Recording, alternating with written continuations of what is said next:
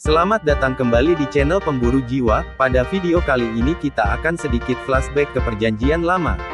Kita sekarang berada di dimensi lain untuk bertemu seseorang yang akan menuntun kita untuk mencari awal mula ini semua terjadi. Pastikan kalian ikuti cerita saya berpetualang kembali ke zaman dahulu. Mari kita mulai petualangan kali ini dengan bertemu teman saya di zaman dahulu. Kita akan minta bantuannya untuk sedikit mencari tahu apa yang sebenarnya terjadi pada zaman dahulu kala pada awal penciptaan. Oke Mabor, kencangkan ikat pinggang kalian, selalu ikuti channel Pemburu Jiwa. Kita akan mendalami firman Tuhan dengan cara yang menyenangkan. Kita akan segera bertemu sahabat saya untuk menemani saya berpetualang ke zaman itu dan mencari kebenaran yang hidup. Oke Mabor, saat ini kita sudah sampai di tempat sahabat saya akan perkenalkan namanya yaitu Moses yang akan membantu kita untuk petualangan kali ini. Halo Pemburu Jiwa, apa kabarmu bro? Sudah lama tak berjumpa denganmu. Apa yang bisa saya lakukan untukmu bro? Begini Moses, saya ingin tahu bagaimana pencipta semesta menciptakan dunia ini serta awal mulanya seperti apa agar penonton channel Pemburu Jiwa mendapatkan pencerahan akan firman Tuhan yang sejati. Oke, begini Pemburu Jiwa. Pada mulanya Tuhan semesta alam membuat segalanya itu baik di awal. Bisa kita lihat pada kitab Kejadian 1 sampai seterusnya. Di kitab Kejadian tersebut telah diceritakan mengenai penciptaan dan urutannya pun sudah jelas. Dari hari pertama sampai hari ke-7 dia beristirahat dalam penciptaannya. Hal tersebut telah jelas walaupun banyak multitafsir di sebagian ayat-ayat tersebut. Begini Pemburu Jiwa, agar engkau dan zamanmu mengetahui bahwasannya awalnya baik tetapi sebenarnya tidak sesederhana itu proses keberkembangannya. Maksud sih ada proses-proses di mana pada zamanmu hal tersebut agar terdengar sedikit aneh untuk akal kalian.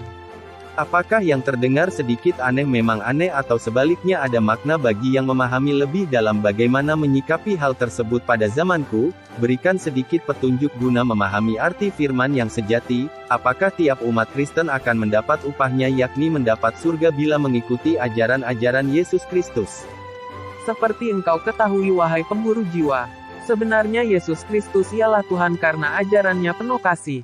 Dia datang ke bumi bukan untuk meniadakan hukum Taurat akan tetapi menggenapinya agar seluruh umat manusia mendapatkan posisinya semula di Taman Eden. Awal mula manusia ditempatkan untuk menjaga taman tersebut dan mengelolanya untuk kebesaran nama Tuhan Allah Bapa yang Maha Besar.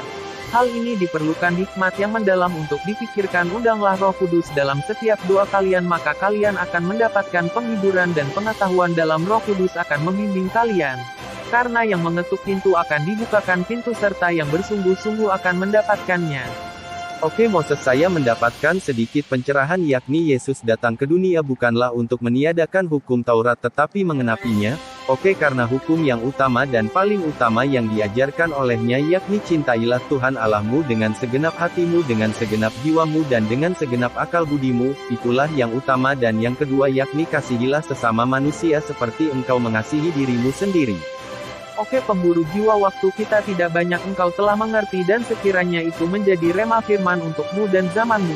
Beritakanlah itu agar setiap bangsa dan dunia menerima kuasa Roh Kudus agar nama Tuhan Allah Bapa dipermuliakan untuk selama-lamanya.